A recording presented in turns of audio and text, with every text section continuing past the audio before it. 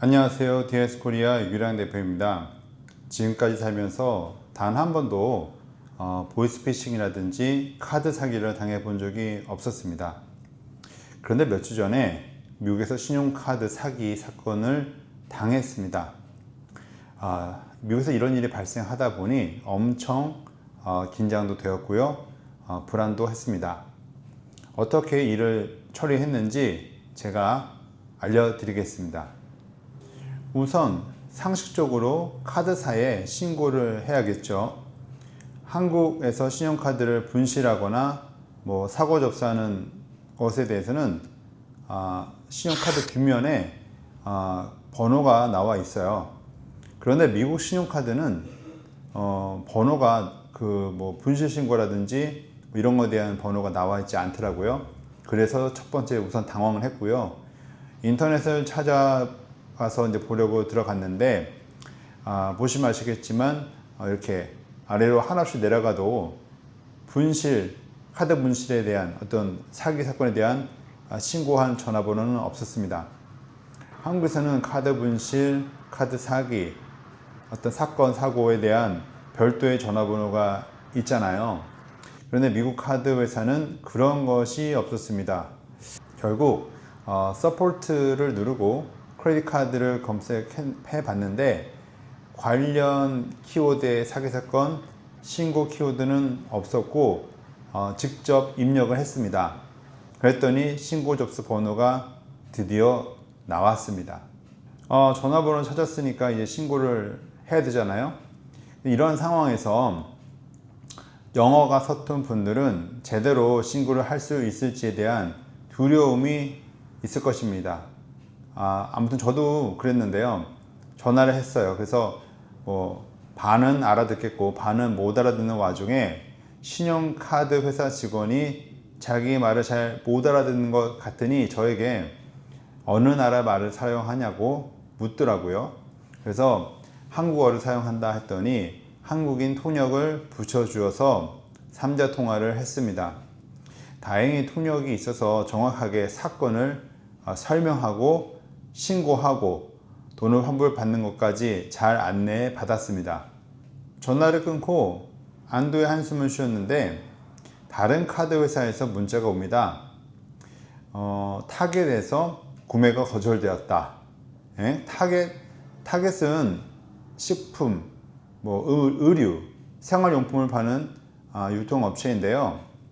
나는 지금 운전 중인데 무슨 거절을 당하지? 그래서 다른 카드 모바일 앱에 들어가 봤더니 총 15건의 사기 거래가 있었습니다. 두 번째 카드사는 CT카드였고 그리고 제가 전화를 했는데요. CT카드는 좀 나이가 있어 보이시는 흑인 직원분이 전화를 받은 것 같았어요. 그래서 첫 번째 했던 경험이 있기 때문에 혹시 통역이 있냐라고 물어봤더니 없대요. 그래서 그냥 거래 하나하나를 말해주면서 접수를 했습니다. 이번에는 소액 결제가 엄청 많이 났었어요. 총 15건의 사기 결제 거래를 접수했는데요.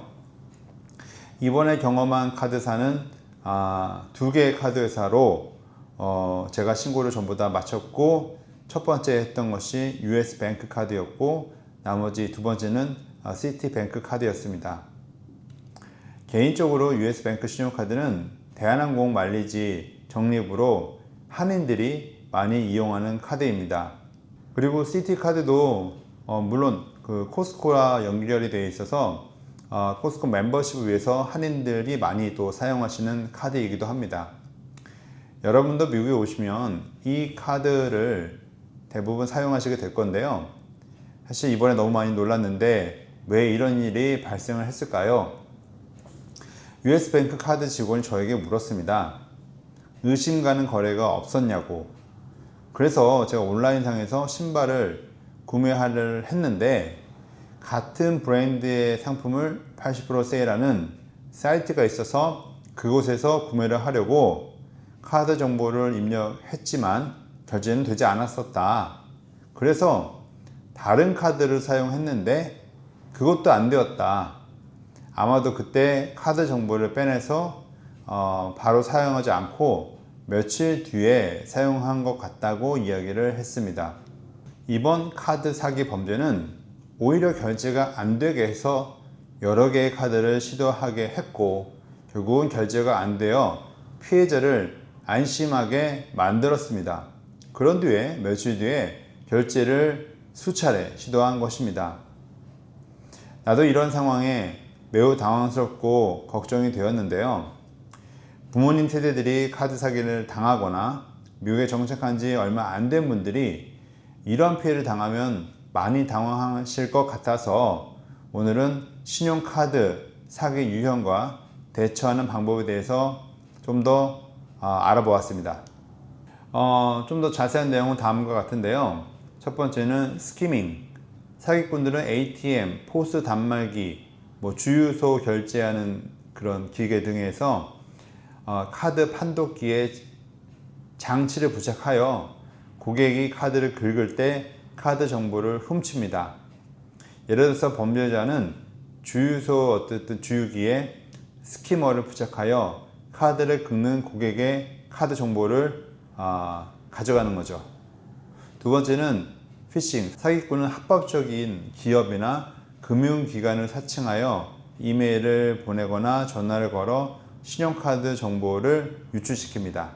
예를 들어서 은행을 사칭하는 이메일을 고객에게 보내 의심스러운 활동이 있으므로 카드 정보를 확인해 달라고 요청을 합니다. 세 번째는 Card Not Present, CNP 사기 사건인데요. 사기꾼들은 훔친 신용카드 정보, 카드 번호, 만료일, 보안 코드 번호를 사용하여 실제 카드 없이 온라인이나 전화로 구매를 합니다. 예를 들어서 범죄자가 데이터 유출로 얻은 신용카드 번호를 사용하여 온라인에서 물건을 구매합니다. 제가 이번에 이 3번으로 신용카드 사기를 당한 것인데요. 신발을 사려고 인터넷 사이트를 찾다가 같은 브랜드인데 엄청나게 세일을 하는 사이트라서 주문을 했고 근데 주문이 결국은 되지 않았습니다. 오히려 주문이 안 되니까 다른 카드라도 써서 제 카드가 문제였나 해가 생각을 해서 다른 카드로 결제를 하려고 했죠. 그것이 다른 카드의 정보까지도 주게 된 계기였습니다. 보시면 공식 사이트는 월루카이.com이며 유사한 사이트는 맨 뒤에 I와 대문자 I로 비슷하게 썼고 뒤에 바로 US를 붙여서 의심 없게 만든 가짜 사이트였습니다. 유의할 점은 너무 싸게 판매를 하는 사이트는 의심을 해봐야 한다는 것입니다. 네 번째는 어카운트 테이크오버 프라우드. 사기꾼은 피싱 등의 수법을 통해 기존 신용카드 계좌에 접근하여 무단 거래를 합니다. 예를 들어서 사기꾼이 고객의 온라인 뱅킹 계좌에 성공적으로 로그인하여 여러 건의 고액 구매를 하는 것이죠. 다섯 번째는 lost or stolen card fraud. 신용카드를 분실하거나 도난당하면 사기꾼은 실제 카드를 사용하여 물건을 구매할 수 있습니다.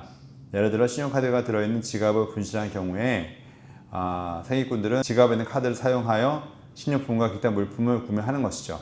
여섯 번째로 어플리케이션 프라우드. 이거는 사기꾼은 도난당하거나 조작된 개인정보를 사용하여 신용카드를 신청합니다. 예를 들어서 범죄자가 도난당한 사회보장 번호 및 기타 개인정보를 사용하여 다른 사람의 이름으로 신용카드를 신청하는 것이죠. 일곱 번째는 카드 클로닝입니다. 사기꾼들은 스키밍을 통해 얻은 카드 정보를 사용하여 신용카드 복제본을 만드는 것이죠. 범죄자는 스키머를 사용하여 고객의 카드 정보를 복사한 다음 해당 정보로 위조 카드를 만듭니다. 오늘은 미국 이민 생활에서 누구나 겪을 수 있는 카드 사기 유형과 대처 방법에 대해서 알아봤는데요. 하루에도 몇 번씩 카드 회사의 앱을 통해 거래 내역을 체크하는 습관이 필요했습니다. 또한 엄청 싸게 판매하는 사이트에서는 결제를 절대 하지 마시고요. 들어가실 필요도 없을 것 같습니다. 정말 정교하게 공식 홈페이지와 동일하게 만들었기 때문에 정말 자세하게 보지 않는다면 구분을 못하시고 피해를 당하실 수 있습니다. DIS 코리아는 크리스천 기업입니다. 매일 고객들의 미국 이민이 성공적으로 진행이 되고 또한 정착을 잘 성공적으로 하실 수 있도록 제가 새벽 예배 가서 기도하고 있는데요. 미국에서 유학 중인 자녀의 영주권 문제에 대해서 고민하고 계신가요? 제가 직접 상담을 도와드리겠습니다. 그러면 더 이상 고민하실 필요가 없습니다. 오늘도 영상을 시청해 주셔서 감사합니다.